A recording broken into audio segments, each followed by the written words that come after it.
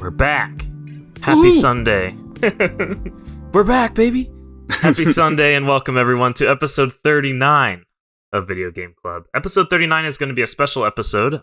It's our fourth and final side quest game, which is going to be Death Stranding. If you aren't familiar with side quest was started as a way to allow us to play longer games over 3 months instead of the usual 2-week cadence of how we do things. However, new year. With the new year comes a new format for Video Game Club. So from now on, we will attempt to play longer games in max 2 episodes. So Death Stranding, for example, would have had a part 1 and part 2, very similar to how we did Jedi Fallen Order in the past. So stay tuned in our Discord for some votes on some longer games. Now let's get started. As always, I'm your host, Tyler, and I have with me today Mr. What Can Brown Do For You, Austin. Hello. And unfortunately, Mox isn't able to join us today, but we are looking forward to having her back on the next episode. Stay tuned for the end of this one to see what the next game will be. And if you're listening to this live, go vote in the Discord right now. As a reminder, the nominations for this side quest episode that were suggested included Death Stranding, The Last of Us, and Dragon's Dogma. We're going to talk about Death Stranding, but before we do that, I hope everyone had a wonderful holiday, safe, amazing New Year's. 2022, it's here. Austin, how's your break been? Have you been playing anything? What's been going on? The break started off good. I went to go visit you up in where you're in your neck of the woods. That was fun. Mm-hmm. Came back to some nasty water damage in my house, and I'm still dealing with that. That's been pretty annoying to deal with, especially with insurance trying to get out of helping pay for it. But yeah, it's on top of that, COVID kind of tore through my immediate family. Me and my wife have not tested positive, but a lot of the rest of my family has.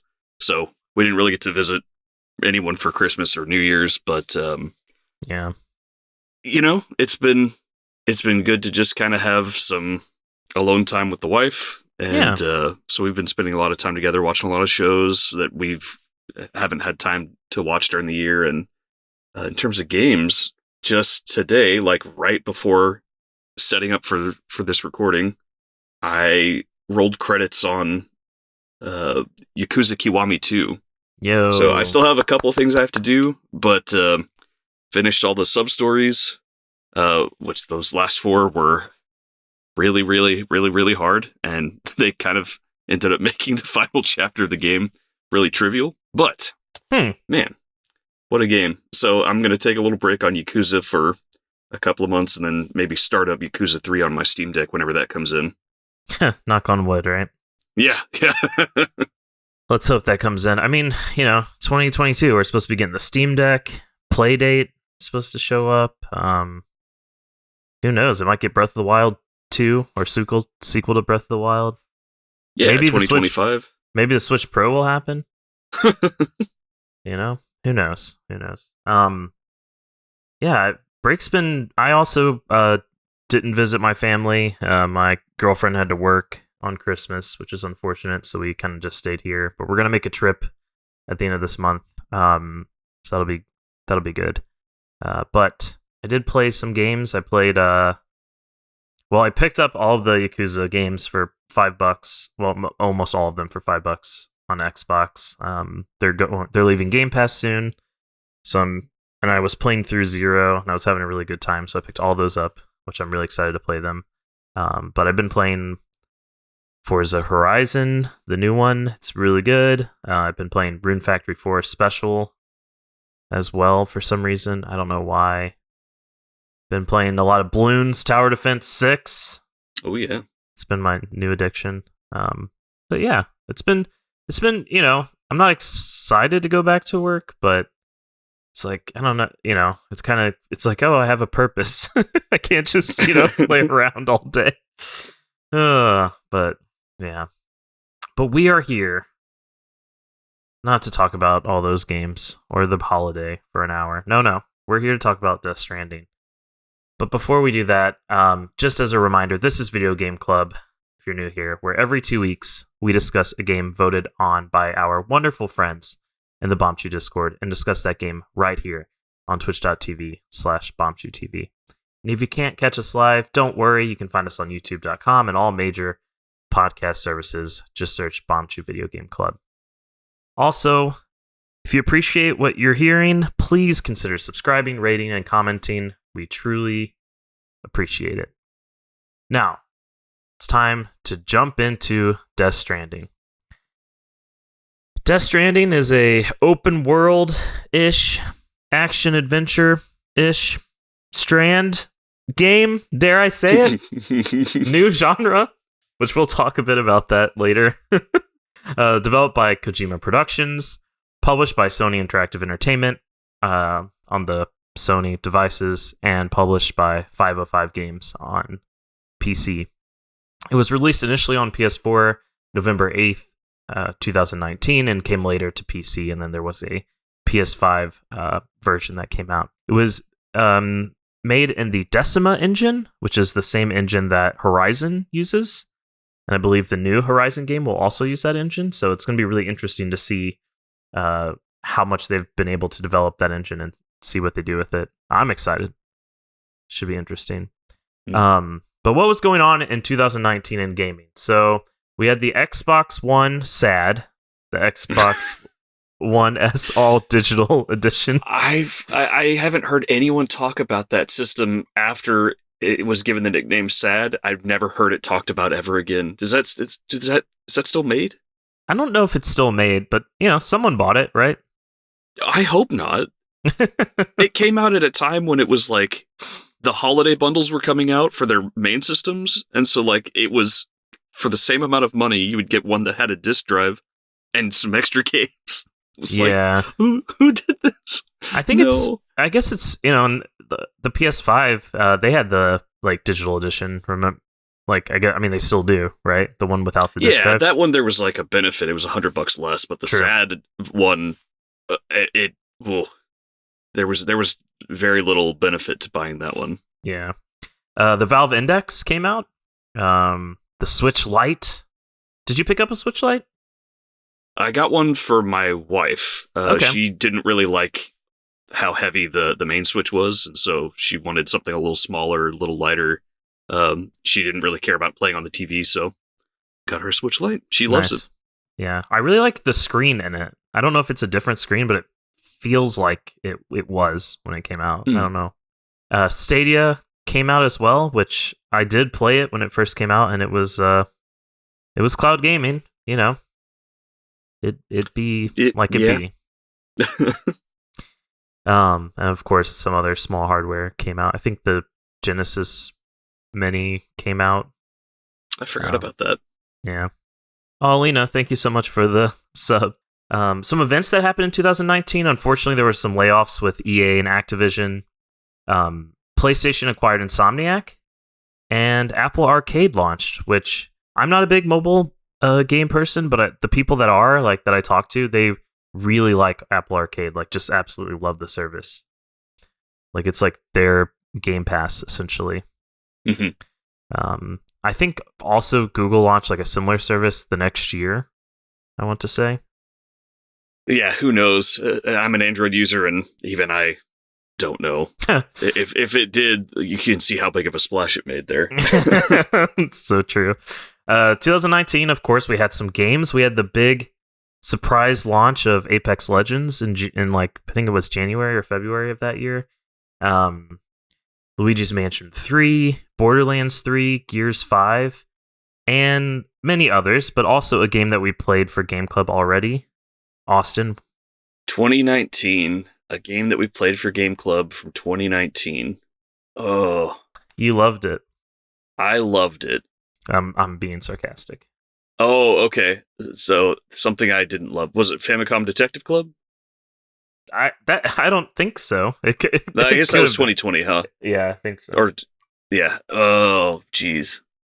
If it was, I didn't write it down. I only found one, but I need to get better. Something I really didn't like from 2019. It has some really cool. They're making a sequel for it, And whenever we found out they were making a sequel, we were like, what? A Plague Tale? Yep, a Plague Tale. Oh, okay. Jeez. Yeah, that was that's an oldie. It is an oldie. Not an old game, but an old Game Club episode. Yeah, it's like one of the first 5, I would say, I think. Yeah, that might have been right after Firewatch. Yeah, could have been. Yeah. But yeah, that was 2019.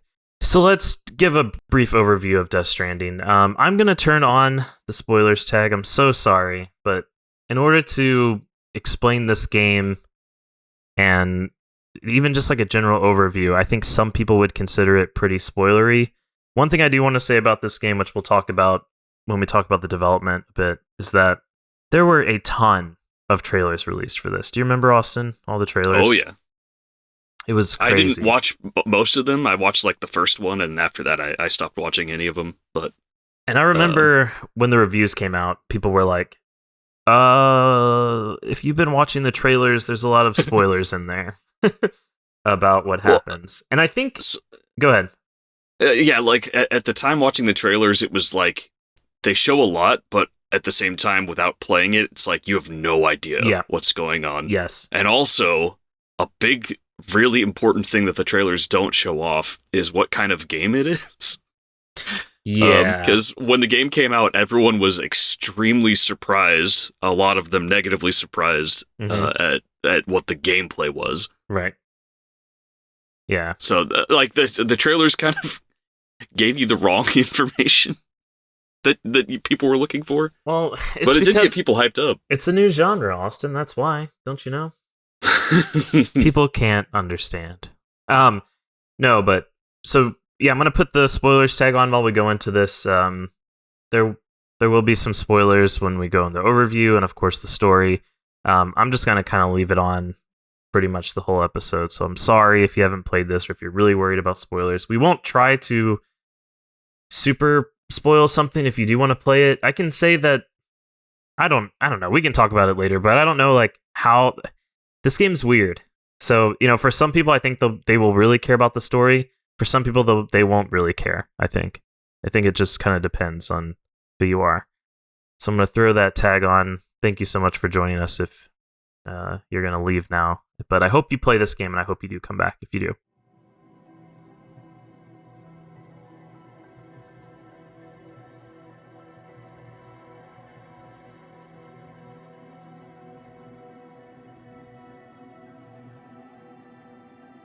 So, Austin, as always, please interrupt me if you want to dive into a bit more. But we're just going to give a quick general overview of how the game works, basically. Sure. So, Death Stranding's an action game. It's like we talked about before. It's set in an open world, and it includes this asynchronous online multiplayer. It's really interesting. Not asynchronous like how Animal Crossing is asynchronous, the multiplayer. Well, not the new one, but the old ones. But it's got some really different stuff that we'll dive into further down the road here. But Kojima, which is something we were poking fun at the beginning of this, he refers to Death Stranding as the first, and I use this in quotes, Strand game, which he claims is a original genre that really incorporates these social elements, this multiplayer piece of it, and that helps make it a Strand game. He compared this to how Metal Gear was when it first came out, it was considered an action game, but now it's considered a stealth game, and he kind of started the stealth genre basically because it wasn't really established. So he claims this is the start of the Strand genre. I don't know how many Strand games have been made since this one. I haven't played them. I don't know if there will ever be other ones. Maybe Kojima will make more. But we'll see what happens there. Have you, Austin, played any Strand games besides this one? Well, so we'll have to get into what because I assume that you've done some research on what he means by Strand type game. But if we're talking about the multiplayer features, it actually to me feels like kind of an evolution in relation to Dark Souls. Have you played Dark Souls 1? A bit, yeah. Yeah, so the multiplayer in that is very enigmatic, and it doesn't work very much like most other multiplayer games, right? Mm-hmm. Like there's summoning, there's invasions, but there's also like covenants that change the way multiplayer works for you. But then there's also signs that you can leave for people on the ground, and like this feels kind of like an evolution of signs on the ground. Like there's actual signs you can leave in this game, but also the other more interesting structures that you can place and affect gameplay. But like liking somebody's sign in Dark Souls would give them like a recharge of their Estus flask or something like that, I think. To where you weren't, even if you weren't playing with a person, if you were connected online, like you were affecting each other's games in some way. Yeah, that's a really good explanation of it. I think you're right. Yeah, and so like it's cool to see multiplayer being explored in like other very interesting ways. Like instead of it just being like, yeah, you join on me, now we're in co-op, or we're gonna fight that guy. This is PvP. It's like it's different, becoming a lot more interesting and very, very different. Yeah. So in this game, you control a character called Sam Bridges, who's played by Norman Reedus. Your main task is to deliver cargo to different cities. And when you deliver this cargo, you also do this thing where you connect them to this network. And what you're trying to do is form this network across the whole United States. The cities are called knots. This game has a lot of like weird wordplay in it. Like a ton. Is that like a Kojima thing? Oh yeah. Okay. Definitely. Like for example, Die Hardman. Yeah. Is like that's one of the most Kojima names that I've ever heard. That's Dead Man. Gosh. Yeah. Okay. Every time you make a delivery, you get evaluated based on a bunch of different things, like whether or not the cargo was damaged, how fast you got there, maybe like if you took like the best route, etc. There's all kinds of different things. Like some delivery missions you don't need to take like all of it. You can take like pieces, and if you take all of it though, like you get more of these things called likes, which are very similar to like likes like Facebook or Instagram or whatever. The number of likes that you get help you like level up your player, which can basically like allow you to be more stable or carry more weight, and like it also helps you like increase the standing of like a certain location or character, and like so you kind of like level up these like cities that you're going to, that you're taking this cargo to. The more that they level up, the more like benefit you get. Like you can get like better weapons or equipment or whatever. How you decide how the cargo is like packed, you can like auto arrange it, or like you can manually set it yourself, which is really interesting. And you just kind of like carry it around through these like environments. But you're not just going point A to point B. Well, you are, but there's obstacles in your way. One of the big things. Well, there's a couple big things that get in your way. One is these things called BTs, which is short for beached things. Did you not like them, Austin? I did not. Yeah, they can be kind of annoying. They're essentially they're invisible, but you have something on your suit that can like kind of help you see them, and will like point towards them, so you kind of know where they are, and you will kind of see like a gray outline of them. But if you stand still, correct. If you're moving, you won't be able to see them. If you run into them, bad things happen. They can kind of like take you to this weird world, or like knock all your cargo off. Yeah, attack you with these like crazy monsters.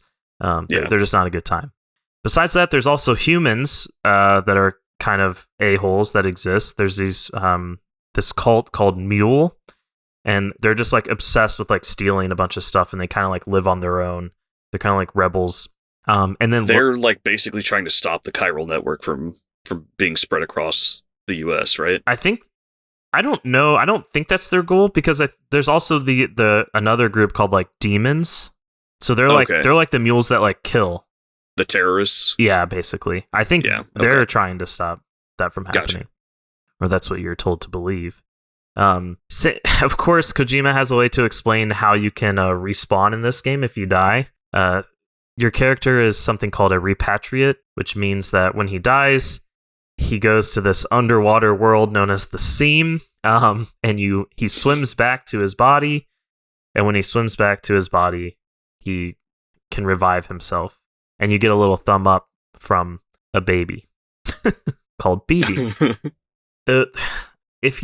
If things are killed, I'm curious if you ran into this. I did this on my first playthrough, but not the second time I played through this game. But if someone does die or is killed, this thing can happen called a void out, which basically is like a nuclear explosion that happens if someone's body isn't disposed of properly if they die. And you can actually do that. Like you can use like a lethal weapon on like a mule or something. So like use an assault rifle, shoot the mule, he dies, and if you like don't take care of the body, dispose of it in some way, you'll get a void out and you'll get a game over. By Okay. Yeah, I never had that occur for me. I know there's one like in the story, like in the prologue. By the time that I got lethal weapons, the only time I was using them was basically in the Clifford missions. The Clifford missions. I pretty much avoided the mules as much as possible. Same. After that, and the one or two times that I really had to go into a mule area, they're actually pretty easy to avoid. Yeah. And if you have to fight them, you can just punch them out really easily. Yeah, and parry them and stuff too. Yeah. So you can clear them out, the camps. I cleared a camp out, and then they came back. Okay. And so I was just like, well, there was no point to that. Yeah, that's fair. I'll just avoid them from now on.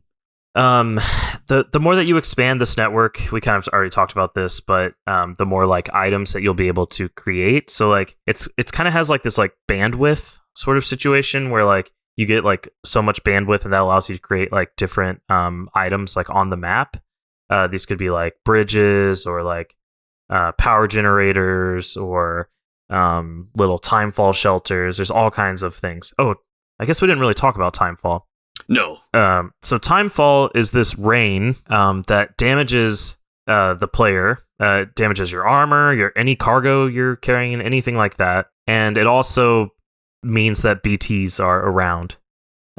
So not only... And specifically, instead, like, I know we said damage, but it's like it causes anything it touches to accelerate in time. True. Very rapidly. So like if it falls on your skin, that part of your body ages. Yep. And it's really frustrating. And Sam is immune to that. Yes, and it's really kind of, and it's really frustrating when it's happening because not only are you trying to avoid the BTs, but then you're also, as you're there, whatever cargo you're carrying is just like constantly being damaged. Yeah. And so you're like, great, not only do I have to be careful, but I also need to be quick, and it can be really frustrating at times. But we can talk about that. I have a feeling you have some words to say about that later, Austin. With this timefall mechanic, the structures that you build are destroyed over time. So if you like build a bridge, over time that bridge will eventually like go away. How that time works exactly, I don't know. Like I don't know if it's like a week. Like if I build a bridge and I walk away from the game for a week, will it go away? Is it a month? Is it like 3 days? I have no idea. I couldn't figure it out. Yeah, and the multiplayer also factors into that because like other people can also work on your structures. Like they can level up your structures or repair them sometimes. Repair them. Yeah. And so a lot of structures that I found at the beginning of the game were still there when I went and checked at the end of the game. Oh, interesting. Yeah, and I had played like, I think when I started the game to when I finished was like maybe a year and a half apart. Yeah. And so structures that are really good and useful, people will go and repair as long as the community's alive. Yeah, so let's talk a bit about like the multiplayer. So Austin kind of already mentioned about how like you can create these signs and like other people can see those signs. You can also create structures for other people. You can lay down like ladders, which is like a little different than these structures that I was talking about before. You can like there's also like a rope that you can put down. You can pee and create mushrooms. That's a thing that you can do. There's just like a lot of like little things that you can leave behind, and other people will see those. If you encounter those, you can give them likes to show that like, hey, I appreciate you like doing this thing. This is awesome. And it can be really like, I don't know, like refreshing when you're like going somewhere and you're like, oh, yes, this person already built this ladder. Thank you so much. Or, oh, thank you for building this like zip line already, or this bridge or whatever. Or when you're like in the middle of something and you're running out of stamina and somebody likes a structure that you put down and you get like a little extra stamina back because of it. Yeah. Oh yeah. Did you run into things like that where like you were heading a direction and you were like, oh, a bridge. I'm so thankful this exists. Dude, anytime I found something like that where I was just like, thank God, I would, so you can like it, but then you can also like, that starts a timer. Yeah, you can spam. Where you can just repeatedly like it. Yeah. And I would spam it. I would spam it as much as I would stay there and make sure I would like, you're getting all the likes. You're getting all of them. The other thing that you can do is you can create, like a connection with another person. And what I believe happens is that you see all their structures guaranteed on the map. So if you see someone who's like, who you're like, man, this person is like doing everything that I want to do. Like they always have like good like bridges or good ladders or good whatever.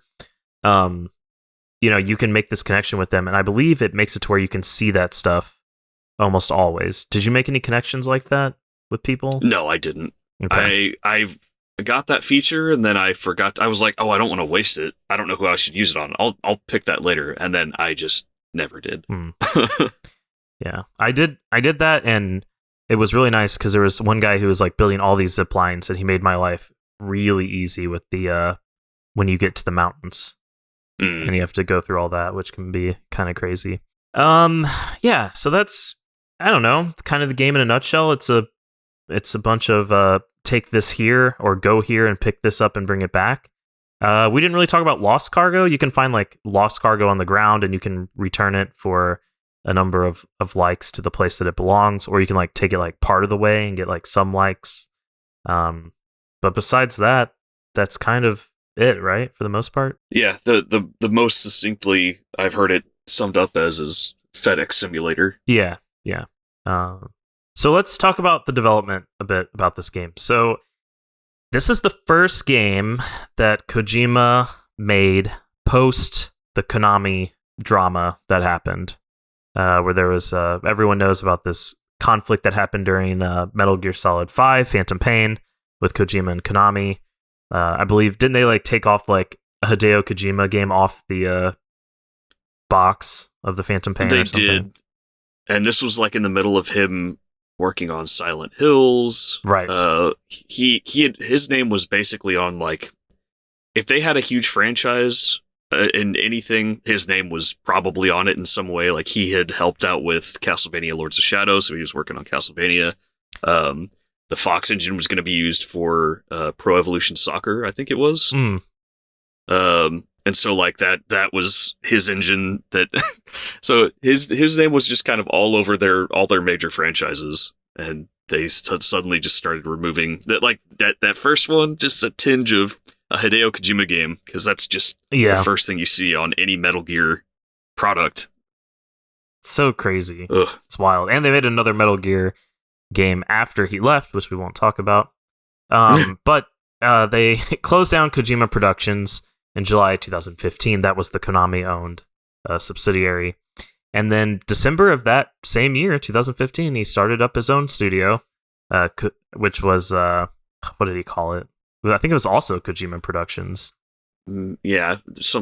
What's funny is, like even in December of that year, Konami was still being like, no, they're just on vacation. Yeah. It was like, we know you fired the whole team. No, they're just on vacation. Gosh, it was just nuts. But that same month, whenever he was like, yeah, I got independent studio now, he announced a partnership with Sony where they were going to make a new PlayStation game, and I remember there was a picture of them like shaking hands, or them like sitting together or whatever. This is pre-COVID time, so people will be shaking hands.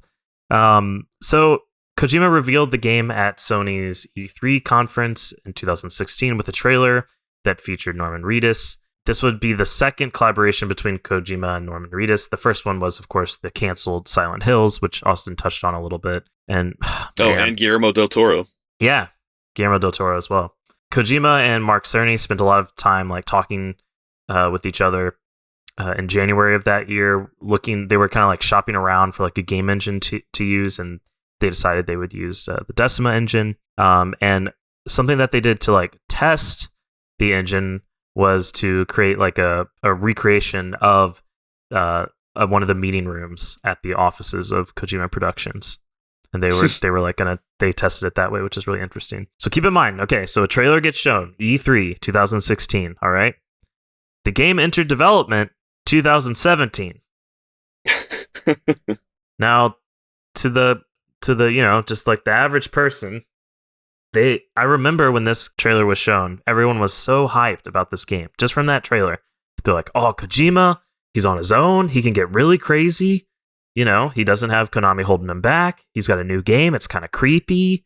Everyone was like so hyped, and it didn't even enter full development to 2017. And I remember people being like, "When is this coming out? When is this coming out? When is this coming out?" So just based on playing the game and like how the game is structured, and also knowing what you just said now, that kind of backs up a theory that I had.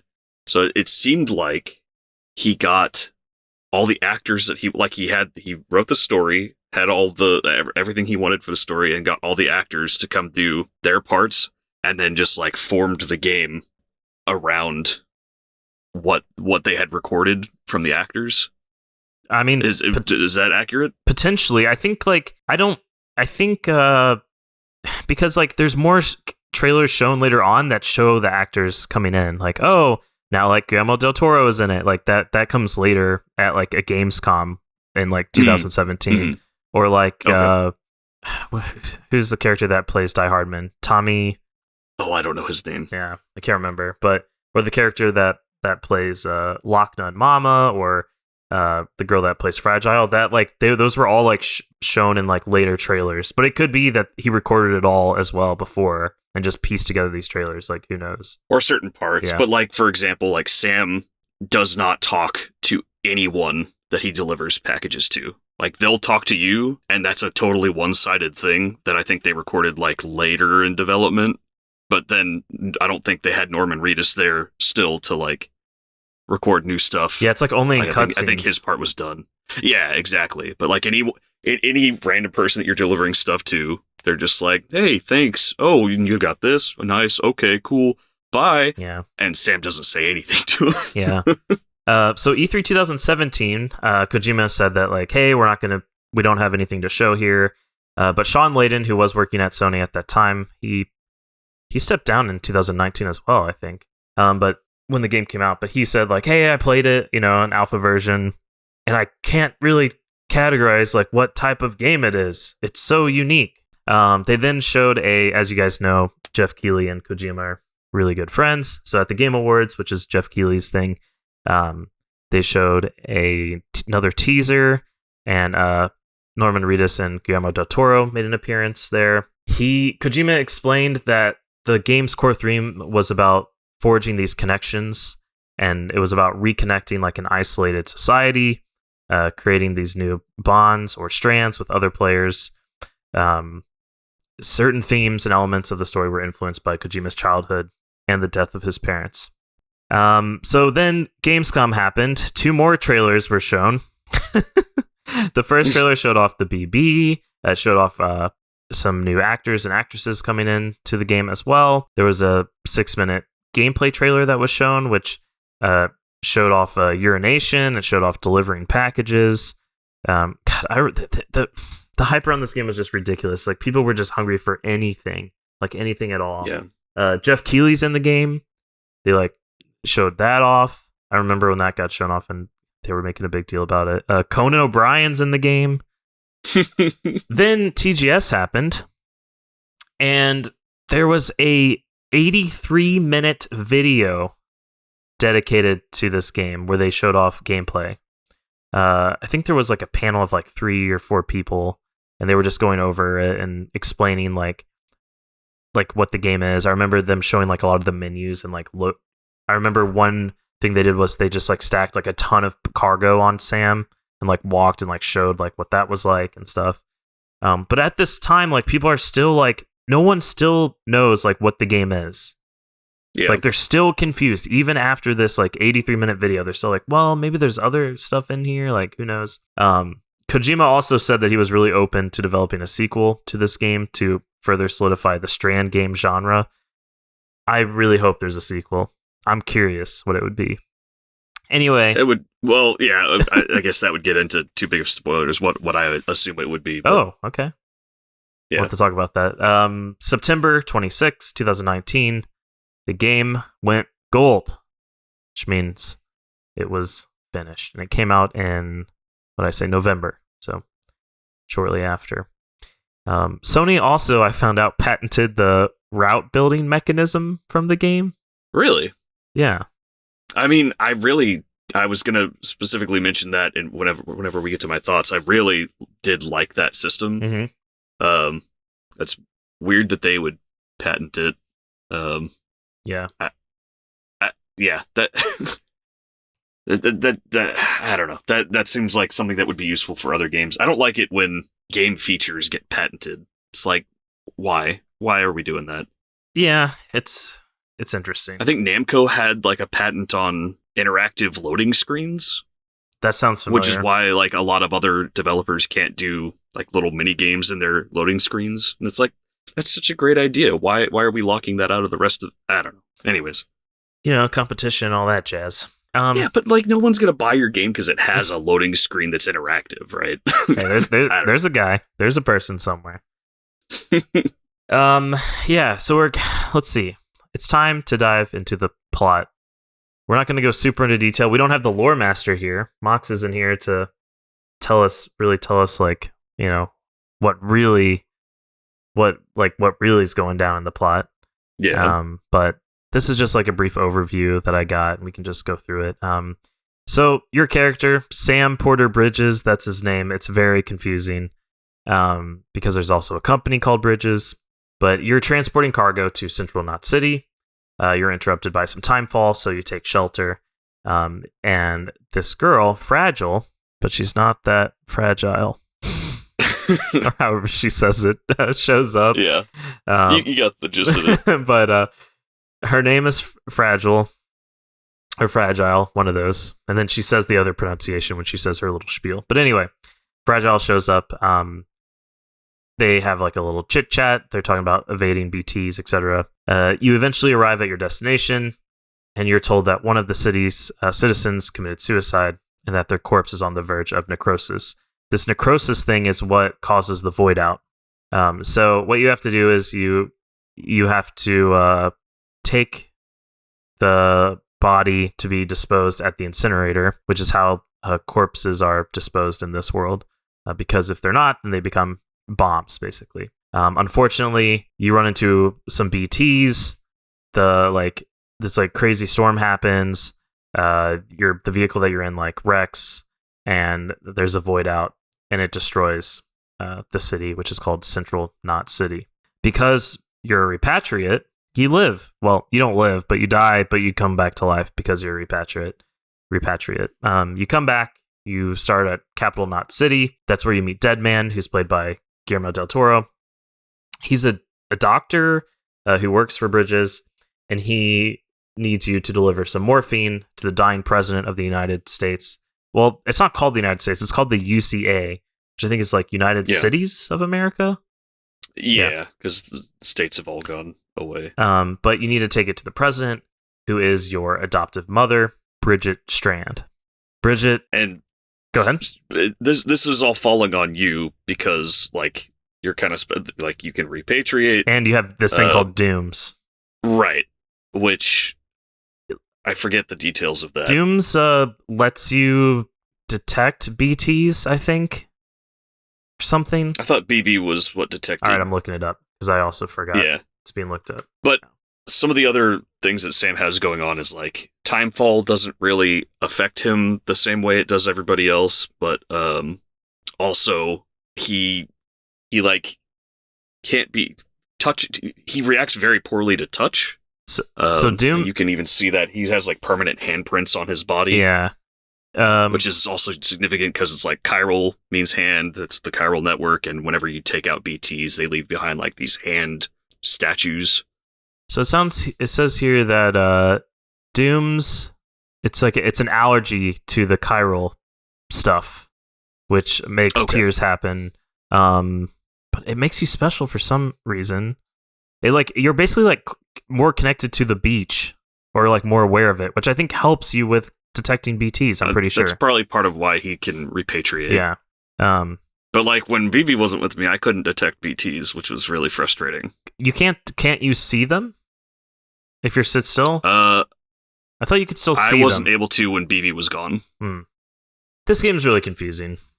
Yeah. If Mox was here, she could tell us. But yeah, you anyway, so you go to the president, Bridget. She asks you please to rejoin Bridges, which is the company that does all this like cargo transportation and stuff, and help reform America, which is basically building this network so that like everyone's connected.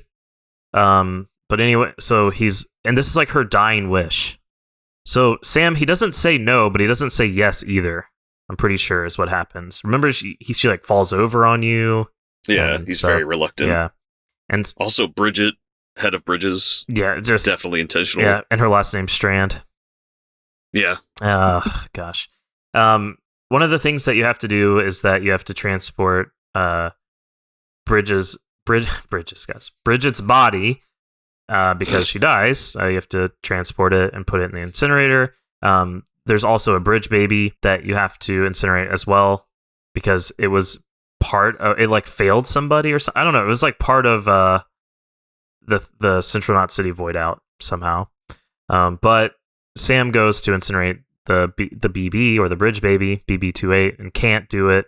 He decides to like take it as his own bridge baby, which the UCA says don't do that because like it's just a piece of equipment. They see this like baby as like just like a thing, not like a human. But of course, Sam forms an emotional bond with BB and gives it a name of Lou.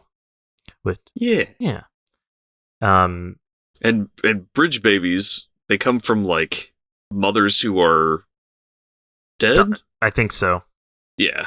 Or die during childbirth or something like that. It's right. It's really weird. Like are they purposely? I guess their bodies like basically put on life support to then continue finishing the birth. Yeah, something like that. And then something. Then you get into this ha and ka stuff. Do you remember that? Yeah. So then like the baby is like connected to the beaches through the dead mother, and like and beaches are kind of like a place that is like purgatory, kind of. Yeah, it's like a sort of afterlife. Oh, gosh, it's so. But crazy. also, it's like a form of like a network to use for communication. Yeah, this game goes places. You get a message from your sister. Her name's Amelie, last name Strand. She tells you that she like tried to do this like, tried to do the connection herself across the United States. She's basically in California on the beach there, and she said that if he can like help her to like build this network that like it'll help like restore the United States essentially. He like agrees to help her out. And you like go through and you go across the whole United States. The terrain doesn't quite look like the United States. It looks kind of different. I mean, mountains are there. It's definitely compressed. Yeah, it's extremely compressed. Yeah, you'll travel to a city and it'll be like, here's the distance you travel, and it was like, ooh, no, I don't think so. Yeah, but I'm sure Kojima has a way to explain that as well. I'm sure. You get to Edge Knot City. Oh my gosh, which is like at the end. This part is just so confusing. So like you think that Amelie's being held hostage, and so you go to like rescue her at Edge Knot City. You get there. There's like a terrorist who's been like harassing you the whole way. Yeah. Named what's Higgs. his name? He's played by Troy Baker. Yeah, Higgs. Yeah.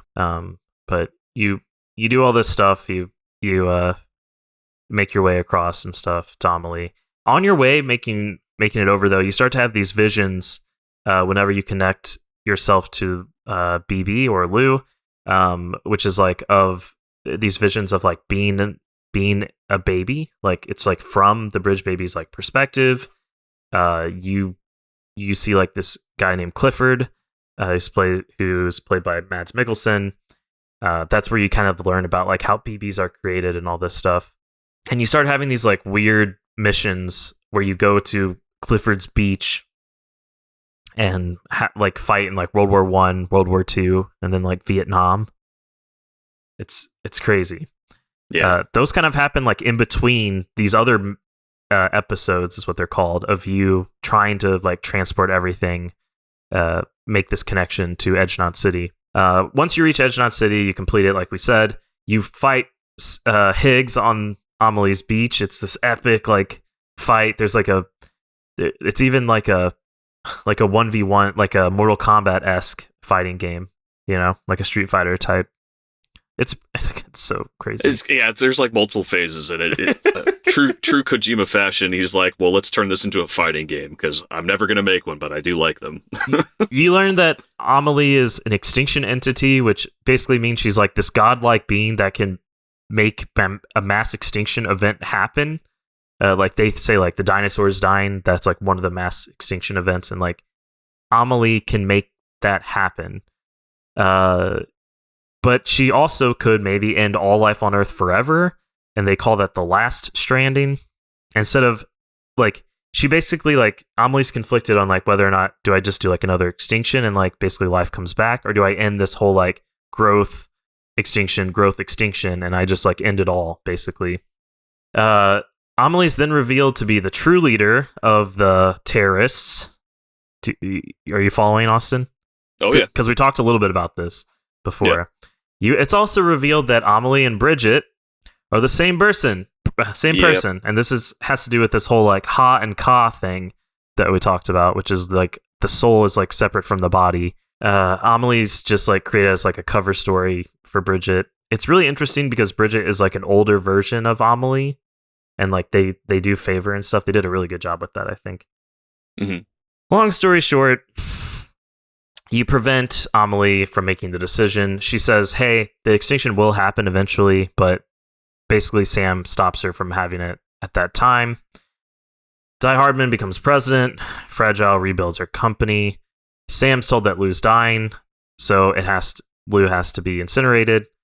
However, he takes Lou out of the pod, ends up saving its life, and allows it to grow to be like a normal human child. This is when you start to learn some crazy stuff. I think it kind of happens before this, but you learn in the last Clifford mission that Sam, the character you play, is a bridge baby, or was a bridge baby, and was taken out and grew up to be a normal person. And that's probably why he has dooms, or part of it. Mm-hmm. You also learn that Lou's name is Louise. And Austin, you said that like it was his daughter or something like that? Did you say that? Maybe not. No, I don't think I said that. Okay. We talked about this before. I can't remember. I guess we were mainly talking about how... I think he named it after his daughter. Okay. That he was supposed to have, who died. So, basically these... Go ahead. I was going to say, when we talked earlier about like if he was going to make a sequel, I figured if he did a sequel, it would be like... You play Louise. BB? Yeah. Yeah. Yeah. I think you'd be right. Sam decides instead of incinerating Lou or Louise, he incinerates his cufflinks, which basically puts him off the grid, and so he can live like a peaceful life, and he can raise Lou, or Louise rather, and kind of go on his own way. After that cutscene ends, though, you basically go back 2 weeks before Die Hardman becomes president, and that allows you to kind of finish the game if you want, like fully level up all the places, etc. Did you do any extra stuff like that? Nope. Yeah, same. I was kind of like, I'm done. Yeah, I was very done at that point. So that's the game in a nutshell. The story, we probably got a lot of it wrong or said some things that people are like, no, because I'm sure there's a ton of die-hard fans for this game that are really into the story. Die-hard fans of Die Hard Man. Oh, yeah. And a lot of the more interesting stuff in the story comes from, like, the smaller moments, I think. Like, when you're forming, like, each... Yeah. episode kind of focuses on a particular person. Yeah, like we didn't really talk about Hartman. With that person. Yeah, who, Hartman. He's like a scientist or something who like his family died, and he like goes every like 20-something minutes. He dies for a little bit of time and goes to a beach and then comes back to life. Like go look for them. Yeah. We didn't talk about like Mama, who has like a baby who is like in the a BT. BT, and like she takes care of it, but then like she's connected to this other character called Lochna. They're kind of like one. It's also the Han-Ka thing. It's kind of crazy. Yeah, and even like Deadman he's got like a lot of your relationship building with those individual characters is where a lot of the interesting stuff is in this game. I feel like the broad story has some interesting stuff initially, but like by the end, a lot of it you can kind of predict, and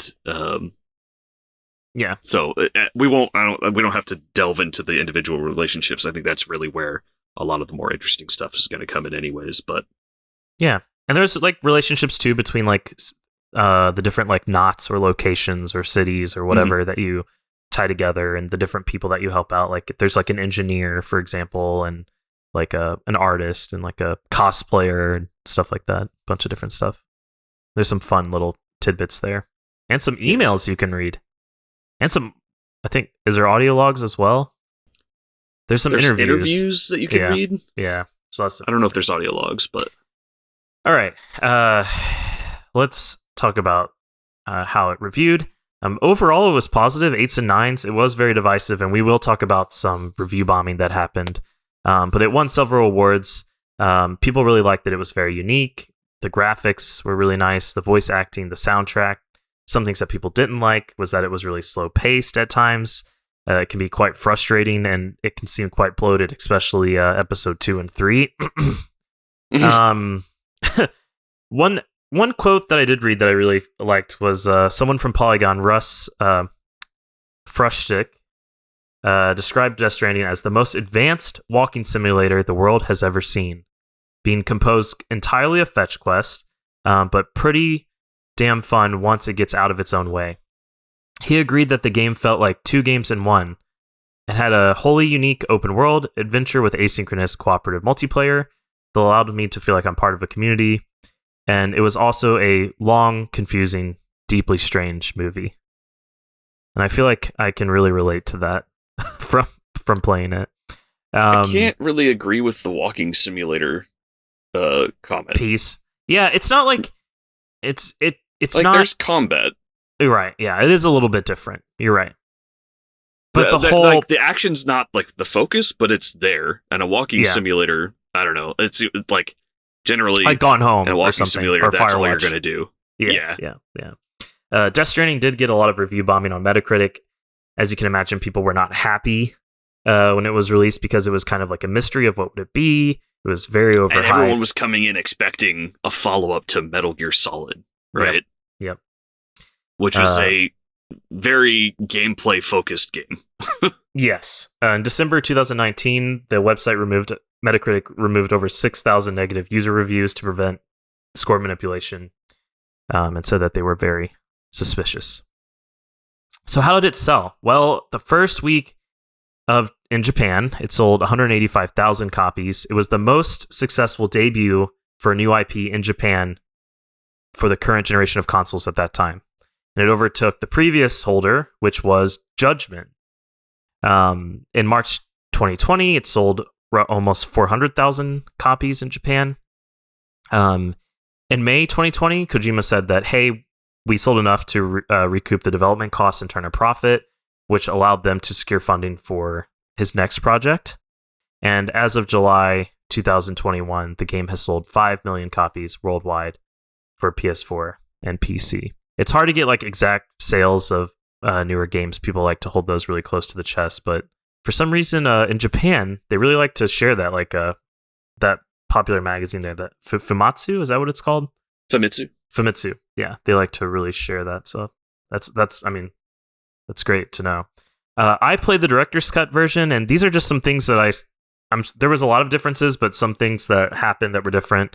Some of these may have also been the same in the PC version. I just wanted to talk about them a little bit. So Monster Energy Drink went away. That was patched into the PC version. Yeah, and it eventually gets replaced with beer. Did that happen in the PC version? In PC, it was still called Monster, but they removed all the branding from it. That's interesting. It was called Bridges Energy Drink, and the branding was gone on the director's cut. And then once you go to like this Timefall farm, it becomes beer, like a lager that you drink. Huh. And I don't know about you, but I don't typically drink beer for stamina, but whatever. You do you, Sam. Yeah, exactly. There were some new weapons and equipment. There was a firing range, which was really cool. For every weapon that you got, you could do like a firing range exercise against mules and BTs, which was really neat. And you would try to like get like a high score on time, which was really interesting. It had some new vehicles. There was a racetrack that was in place that was added. There's like some new structures, such as like a way to like catapult your cargo across. I didn't really use it.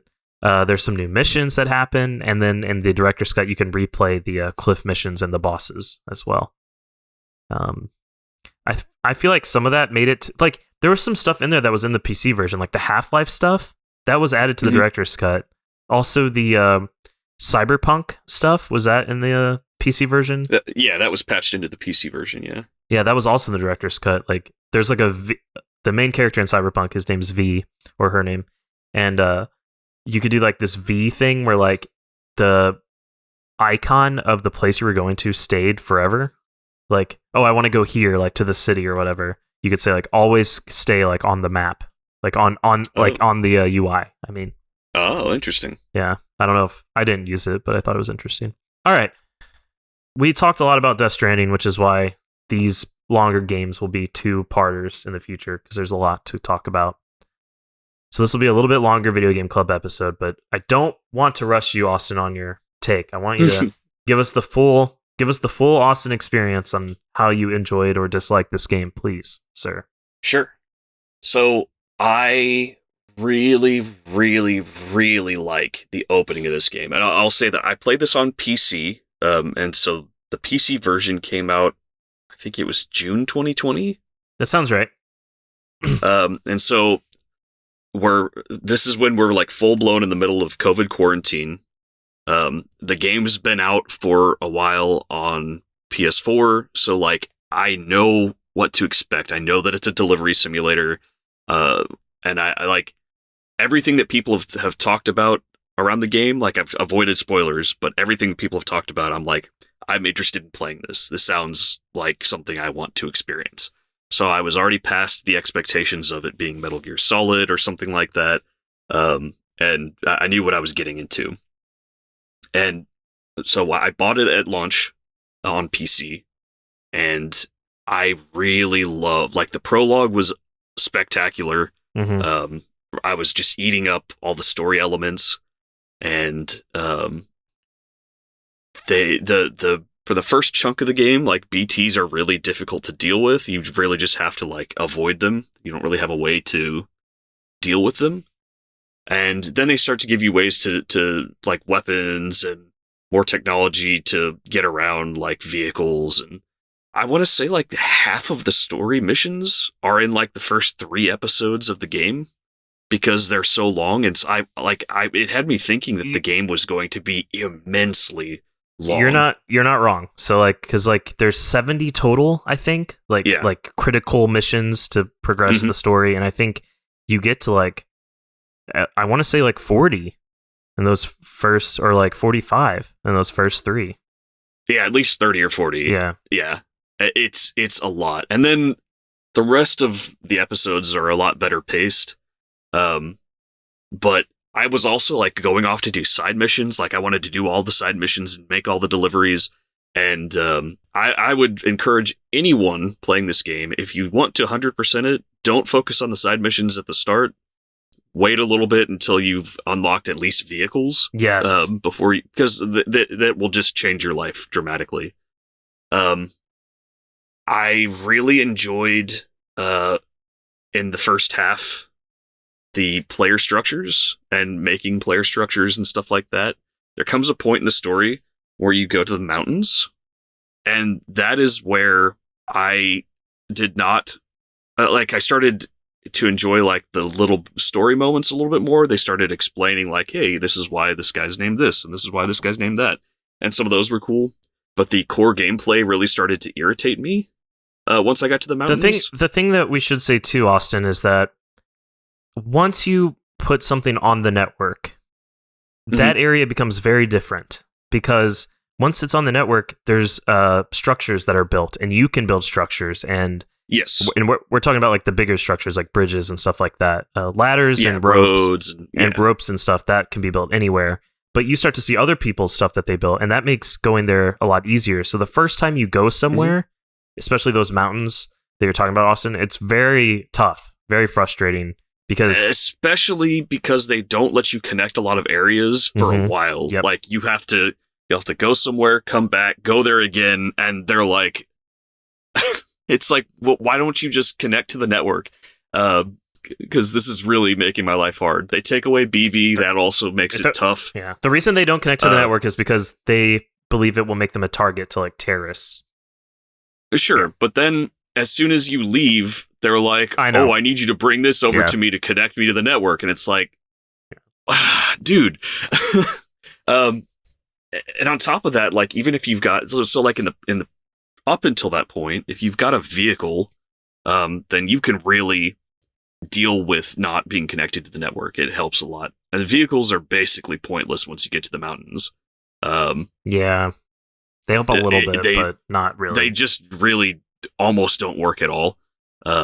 There's lots of areas where, so like you can check the weather and like wait for timefall to go away while you're plotting your path. And there's areas that, as far as I can tell, just never lose timefall. Yep. And it was just like, oh man, I started to really get frustrated, and I felt like the game was kind of overstaying its welcome in the second half. Yeah. And so, like, for the first half of the game, I would have given it like an 8 or a 9.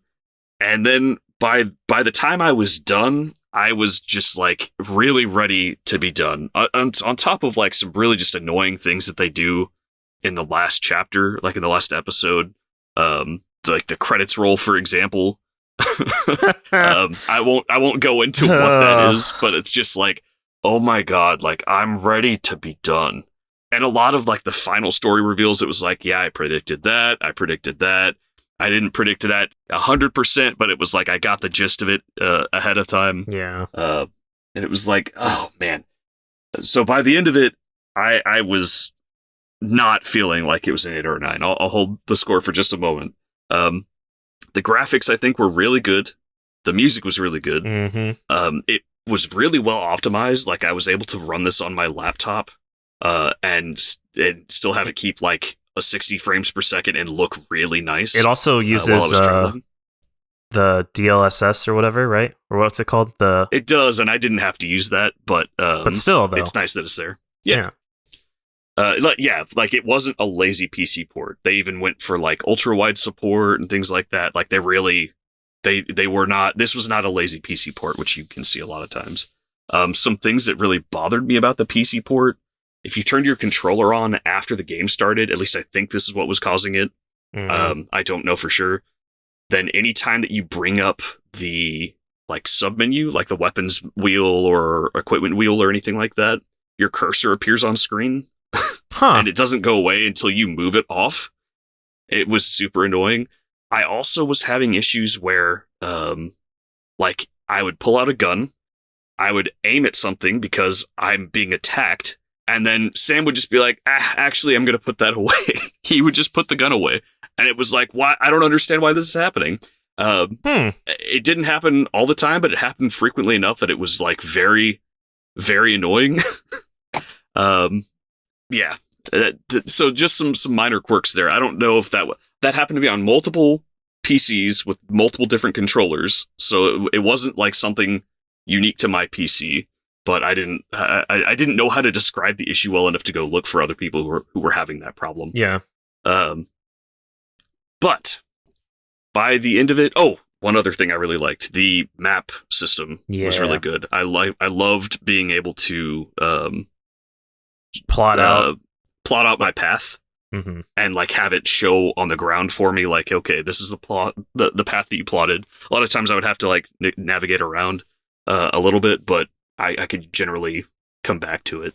I think there could have been some improvements there, like you couldn't plot a path while you had weather on screen, right?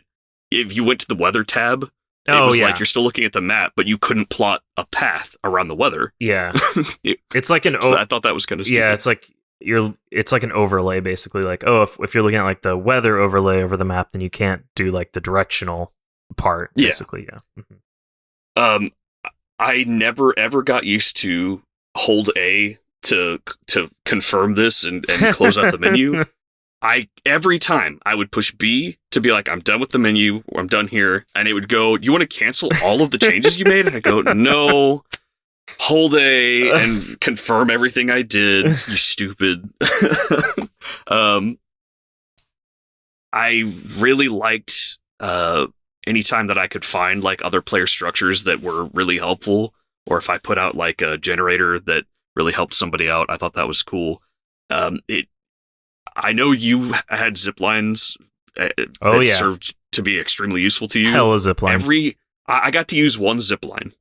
Every other zipline anchor I found was not in range of any zipline anchors, and it's probably because I didn't follow a particular creator or a particular player, rather. Mm-hmm. So that's on me. But man, that was that it made that second half. I found a lot less useful structures compared to the first half. So yeah, overall, first half I'd say 8 or a 9. Second half, I guess it got more focused on just dealing with the elements and more fighting, I guess, which fighting is not the strong suit of this game at all. And it really took it down to, I would give it probably like a weak 7, maybe like a 6.8 by the end. I think it way overstayed its welcome, and it's got some really unique ideas. But it is way too long, and it by the end. So the very last thing you do, like a lot of games will have issues where their final boss is like a pushover, and it's just like, well, that was disappointing. And here, it was like the last mission was really tedious and difficult, and not for good reasons. So like, I don't want to get like super spoilery, but basically like you can't build anything in your final mission. Yeah. Right. Yeah. And like you have to make a very long trek, and it's just like, I spent the whole game building stuff or using stuff that other people had built, right? And like that was the whole point of the game. In this last mission, it's just like, this isn't hard for a good reason. It's just like, hey, go back through all the things that you've done, but also you can't build anything, just period, and deal with it. Yeah. And that was very frustrating to me. I liked that part because it makes you rely on the people that like the other players instead of yourself. Well, hopefully they built good stuff, and it sounds like they did in yours, and in mine there were a couple of useful things, but a lot of not. Idiots on PC confirmed, I guess. Wow, Austin. I can't believe you're just going to call him out like that. I'm kidding. I feel like it may have been different if I had finished the game closer when it launched, because I know you're playing on PS5 and it didn't come out very long ago. It's true. So maybe like some of the better like end game stuff had deteriorated or something like that. Yeah. I don't know. This is so you would give it like a 6.8 or 7. Is that what I got? If I have to round it to like an even number, I'd give it a 7, but like my actual score is like a 6.8. This is the second time I've played this game. So I played it on PS4 when it came out, and I bought the PS5 version, the definitive or director's cut, which is just a stupid name because the director had full, like, he could do whatever he wanted. So why is there like another cut? I don't understand. It's an independent studio. Even Kojima, I think, was like, no, the base game is everything I wanted it to be. this is just what Sony's calling it. It's like, yeah, weird. That's dumb. But there was a bunch of stuff added and stuff and more combat and stuff, which is cool. But the first time I played it, so the first Kojima game I played was Phantom Pain, and I was like so attracted to that game because of the menu system for some reason. Like, I don't know what it was, but just like about like the engine and like how it all works together and everything. It just was like really, I was just like, wow, it's so interesting. Like all of it. And with this game, I was a little turned off initially because I'm like, I'm not big into horror games. And I thought it was going to be like a horror game based on like what they were showing. But I was like, well, we'll see. We'll see what it is. And I got it on launch. And I remember playing it. And I just remember being so into like the systems, like the engine and like the menu system and everything like that. And I played it all the way through. I do remember stopping kind of around the same part that like Austin talked about stopping, which is where like it gets kind of slow. And the first like 3 episodes or 4 episodes are just like crazy long. Now there's 15 episodes in this game. The first third are like just crazy long, like insane. And they really limit like what you can do and stuff. It wasn't until I got to where there were roads where I was like, oh baby, I'm ready. I'm so ready for this game. Yeah, roads and vehicles, it was just yes. Yeah. I know that feeling. It was so nice. And I built so many roads. Like I spent extra time just building roads for people. And I wish like I kind of want to go back and build the like all of the roads, because like there's basically you have to like go around this mountain for part of the game. Once you get into it's separated into like 3 sections. There's like east, central, west. And so in the central one, that's like a really big area and it's a really long, you spend a long time there and stuff, but you can build like a crazy road system there. And I started like doing that and I built like a ton of roads and they were used by people and it was great. I got tons of likes. But for me, like the thing I really love about this game is like the music and how it implements it. Like once you walk to like a key city or whatever, it starts this like music playing and you're just like, I don't know, you just like start to associate that music with this game and that mood and everything like that. I don't know, it's just really interesting. But it definitely sets the atmosphere for like what you're getting ready to go do. And I love, like, I've listened to that soundtrack so many times. It's so good. I think they changed, like, for the director's cut, there's some weird stuff. Like, it says, like, the record label now. I don't remember that happening in the regular version when you have a song. And then, like, also, like, the song from Churches, like, the song called Death Stranding, I think is what it's called. Like, I remember that being in there. I believe in the PS4 version. I didn't see it in the PS5 version. I don't know. I need to, like, go back and look and see, like, all these, like, minor differences. But the graphics were beautiful. I hope Kojima makes another game in this engine. I'm curious what he does. If it's a Death Stranding 2 or whatever it may be, like, this engine is really cool. Like, I was so impressed by the visuals of this game. Like, just all of it. Like, the water, the mountains, like, all of it. It just, like, looks so pretty. It was crazy. The UI I love. The only thing, like, that I wasn't really into was, like, the story. It was really hard to follow and really weird. A lot of, like, weird name stuff just to, like, make it confusing. And then the controls of the game were sometimes really frustrating. They weren't frustrating in that, like you couldn't do certain, like kind of like what Austin was saying. Not quite like that. For me, it was more like the way that the momentum worked. Like, sometimes you would, like, run off of a cliff whenever you didn't mean to. Dude. And that was very frustrating. And it happened, like, one time for me that was very critical, and I was very mad that I was just like, I'm just going to quit. I'll just redo this mission. Yeah, because it's like you're not moving forward very fast, and you're like, okay, let me pull back because there's a cliff, like, 20 feet away. And Sam's like, no, I'm just going to keep running. Oh, no. Yeah. Just flies right off of there. Oh. Yeah. But for me... go ahead. Was that more towards, like, the mountains for you? Yes. Because up until then, I wasn't having that problem. It was like if I was moving too fast, you could, like, do the left and right trigger to, like, stop, slow yourself down and chill out. But for some reason, on, like, mountain rocks, he's just like, no, actually, I can't. I can't stop myself. And it's not even like a snow thing.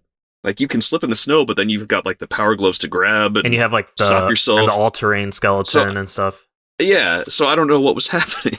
It was just really infuriating. Yeah, it was... I know exactly what you're talking about. It was really weird. But besides the story and the controls, like, I absolutely love this game. It's my second time I've played it. I didn't have high expectations. Like, I wasn't, like, super hyped on it, on, like, oh, it's going to be the next Metal Gear or whatever. I was just, like, up for something just really weird, and it definitely delivered on that. And so for me, it would be an 8 out of 10 because I love it and it's a great game. But yeah, I would recommend if you're really into fetch quests for some reason, or you just want to like run around somewhere, or you want to do something weird, like this is a game for you for sure. It's a weird one, and it's unique, and it's something that like doesn't really exist. Is it a completely new genre called Strand genre? We'll see, but it is very different. Like, you can't argue with that, right? Yeah, for sure. Yeah. I wanted to get your thoughts on one more thing. Do it. Did you notice there were lots of moments that just kind of like really stuck out like a sore thumb? Like involving Norman Reedus? Like anytime that you're in your private base, he'll wink at the camera. Yeah. Or if you take a shower, it's like, let's show ads for Norman Reedus ride. Yeah. Show on AMC. Or once he gets his ride bike, he like, oh, I bet this is just like Norman Reedus's ride show. Lots of really weird stuff like that. But then like even in certain cutscenes, like for example, in the Hartman cutscene, mm-hmm.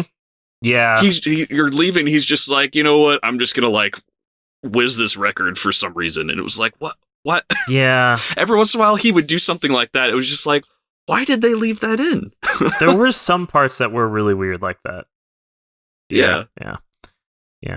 But I don't know. It's like, I don't know. It was nice. I'm curious to see like how, like, is there an end to episode 15? Can you fully complete it? Like, can you do level up everything to level 5? And is there like some crazy extra ending? I didn't look into it enough to know.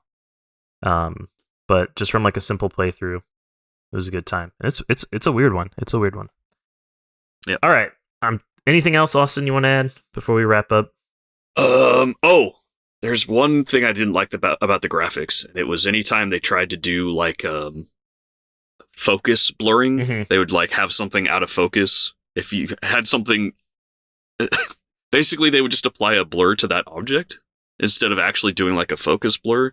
And it was really obvious anytime it passed over something that was in focus or vice versa, because it was just like the way that the edges interacted. It was like,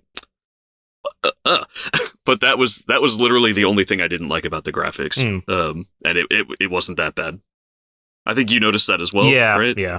It didn't bother me though, really. I don't know why. Yeah, well, it wasn't like a big deal. It was just something I noticed. Yeah. Will Kojima just make a movie already? Like, what's going on here? He really likes movies. I do know he got a lot of the Japanese voice actors like from the Metal Gear series, I believe, or like they were like pretty popular Japanese voice actors for the Japanese version. I remember reading about that. But like, I wish he didn't hate David Hayter. You know, yeah, like that's so sad, especially because David loves Metal Gear. He's like, and fans love him, and he was like partially responsible for making the Twin Snakes happen by taking a pay cut just so they could get other voice actors back from the original. Yeah, it was like, damn, dude, why you gotta hate David Hayter so bad? So he's loving Jeff Keighley. That's true. And Norman Reedus, apparently. Yeah, and Guillermo del Toro. Yep.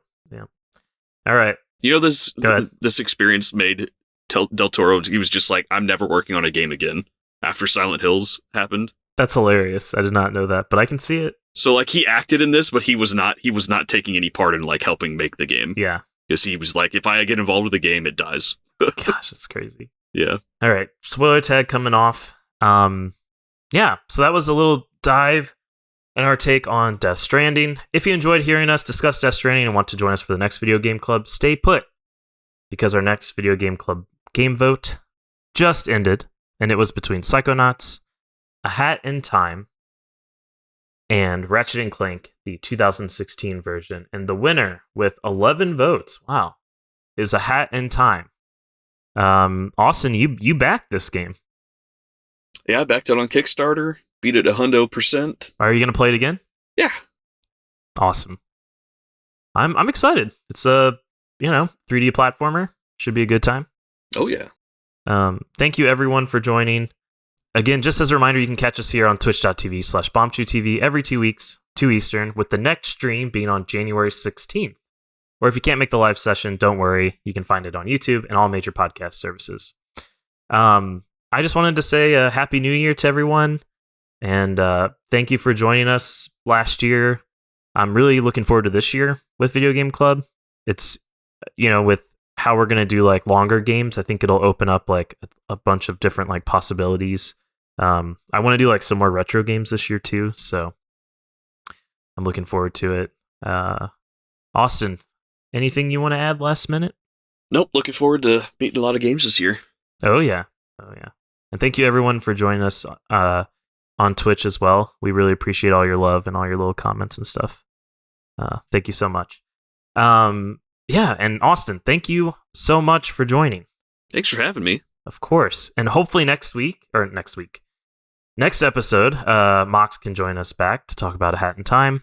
I'm Tyler. This was Video Game Club episode 39, the fourth and final side quest, if this new format works. We'll see. Death Stranding. Thank you everyone for joining us, and we are out.